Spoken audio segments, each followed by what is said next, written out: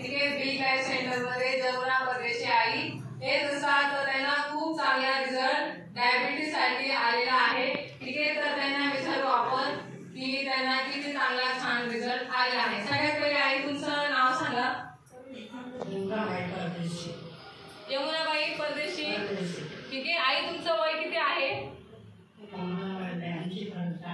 82 पर्यंत आईचं वय चालू आहे। ठीक आहे तुम्ही कुठे राहता आई?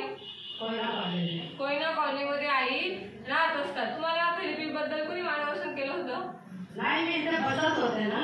अच्छा लोक जात होते तेव्हा मला असं वाटलं का मी पण जाऊन बघावा म्हणून मी आले। म्हणजे आले तो 5-6 दिवसातच मला खूप चांगला जाणवू लागला। नंतर 15 दिवसात माझी शुगर एकदम नियमित झाली। मला डायबिटीज किती वर्षापासून आहे? 22 वर्षापासून। 22 वर्षापासून आहे ना डायबिटीजची जी लेवल आहे ठीक आहे ती जास्त असायची 200-300 असायची। वाढत राहायची कधी कमी व्हायची वाढायची कधी कमी व्हायची दर 3 महिन्याला चेक करत होती। अच्छा आणि थेरपीला तुम्हाला किती दिवस झाले?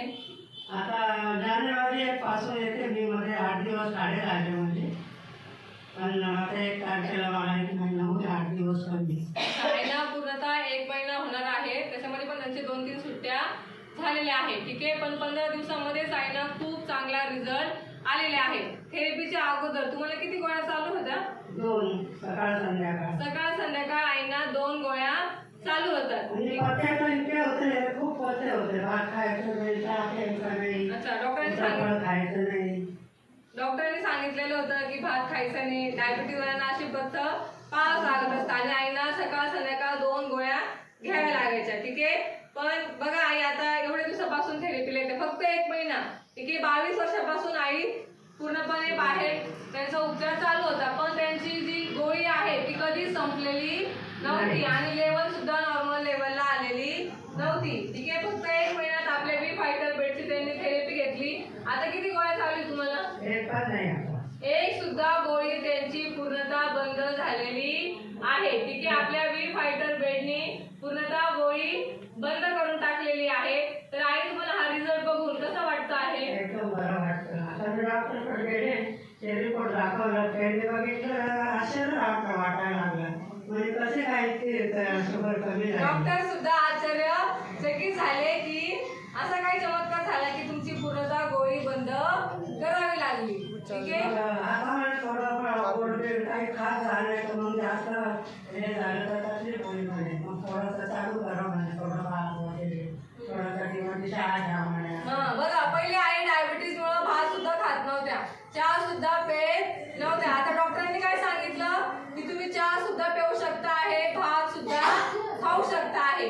ठीक आहे चांगली गोष्ट आहे की वाईट गोष्ट आहे बरं? ठीक आहे तर अशा पद्धतीने डायबिटीज वाल्यांना अशा गोष्टी जास्त खाऊ वाटतात। ठीक आहे तर आई पूर्ण बंधनातून सुटून गेलेले आहे। ठीक आहे तर आईला खूप चांगला रिझल्ट आलेले आहेत। आपल्या बी फायटर बेड साठी एकदा जोरदार टाळ्या वाजवायच्या आहेत। ठीक आहे आणि आई जर तुम्हाला आपल्या आई बाबांना संदेश द्यायचा असेल तर तुम्ही काय संदेश द्याल?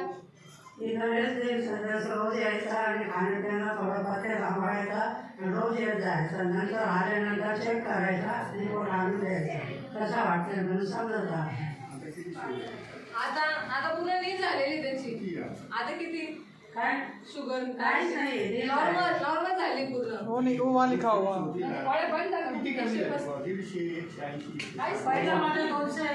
बघून जायचे आहे पण अगोदरची त्याच्यानंतरची रिपोर्ट पूर्णतः लावलेली आहे। ठीक आहे पूर्णतः त्यांची डायबिटीजची लेवल नॉर्मलला आलेली आहे। कसं वाटतं आईचा रिझल्ट ऐकून? असेल तर तुम्ही कोणाला थँक्यू म्हणाल? ठीक आहे बी फायटर बेडला आई थँक्यू म्हणणार आहे। आपल्या बी फायटर बेड साठी नंबर 1 म्हणणार का?